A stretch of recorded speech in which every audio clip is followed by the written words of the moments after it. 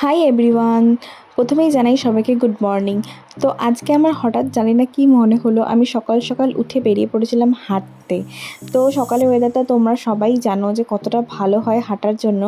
কিন্তু আমার রাতে ঘুমোতে এতটাই লেট হয়ে যায় যে আমি কোনো ক্রমেই উঠতে পারি না সকালবেলা।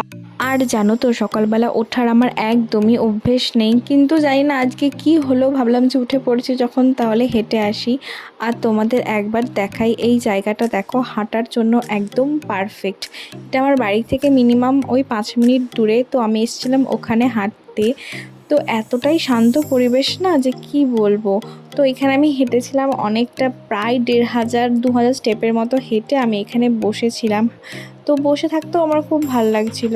আর তার সাথে এই পাখির আওয়াজ তোমরা জাস্ট একবার নিজেরাই শুনো যে কি সুন্দর লাগছে।